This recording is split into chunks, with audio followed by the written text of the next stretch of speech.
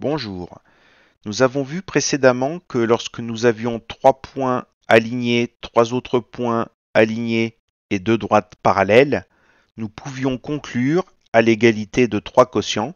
C'est ce qu'on appelle le théorème de Thalès. Nous allons maintenant nous intéresser au problème inverse. Lorsque les deux premiers quotients qui interviennent dans le théorème de Thalès sont égaux, est-ce qu'on peut conclure que les droites sont parallèles ? Alors regardons déjà ce qui se passe lorsque les quotients ne sont pas égaux, ce qui est le cas de la figure 1. Sur cette figure, on a AM sur AB qui est égal à 5 sur 2,5 qui est égal à 2. AN sur AC est égal à 6 sur 4 qui est égal à 1,5. Les quotients AM sur AB et AN sur AC sont donc différents.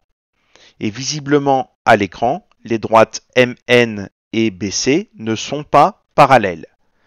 Donc on rappelle que pour indiquer que les droites ne sont pas parallèles, on utilise le même symbole que pour parallèle, que l'on barre dans l'autre sens. Nous allons maintenant nous intéresser à la deuxième figure. Et nous allons calculer les quotients AM sur AB et AN sur AC pour voir s'ils sont égaux. Alors sur cette figure-là, on a donc AM qui vaut 6, sur AB qui vaut 5, et ça c'est égal à 1,2. AN qui est égal à 4,8, sur AC qui vaut 4, et ce quotient est égal à 1,2. Les deux quotients AM sur AB et AN sur AC sont donc égaux. Pourtant, visiblement, les droites MN et BC, qui sont en rouge à l'écran, ne sont pas parallèles.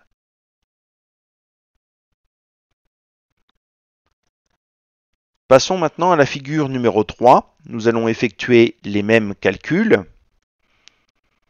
Donc AM sur AB, qui est donc égal ici à 3 sur 6 qui vaut 0,5. AN sur AC, donc 4 sur 8 qui est égal à 0,5 également. Donc les deux quotients sont égaux. Par contre, là encore, visiblement les droites MN et BC qui sont en rouge à l'écran ne sont pas parallèles. Passons maintenant à la quatrième et dernière figure. Donc AM sur AB est égal à 3,5 sur 5, ce qui est égal à 0,7. AN sur AC, donc 4,2 sur 6, c'est égal à 0,7. Les deux quotients sont donc égaux. Par contre, sur cette figure, visiblement, les droites MN et BC sont parallèles. Alors, le premier constat est que le fait que les quotients soient égaux ne suffit pas à conclure que les droites sont parallèles. En effet, c'est bien ce que l'on a sur les figures 2 et 3. Donc nous allons essayer de voir ce qui ne va pas sur ces figures 2 et 3. Donc reprenons le cas de la figure 2. Donc sur la figure 2, nous n'avons pas d'alignement de points. En effet, quand on regarde la figure, les points A, M et B ne sont pas alignés et les points A, N et C ne sont pas alignés non plus. Donc même si les quotients sont égaux, eh bien les droites ne sont pas parallèles parce que les points ne sont pas alignés. Donc du coup, le fait d'avoir des points alignés semble jouer un rôle important pour pouvoir conclure que les droites sont parallèles. Mais ce n'est pas suffisant. En effet, si on regarde la figure numéro 3, on a bien les quotients égaux, on a bien les points A, M, A et B et N, A et C qui sont alignés. Pourtant, les droites MN et BC ne sont pas parallèles. Alors ça, en fait, c'est dû à un problème sur l'ordre des points. En effet, les points M, A et B ne sont pas dans le même ordre que les points N, A et C. En effet, à l'écran, on a le point A qui est situé entre M et B, alors qu'il n'est pas situé entre N et C. Et donc, cet ordre des points qui n'est pas respecté fait que les droites ne sont pas parallèles.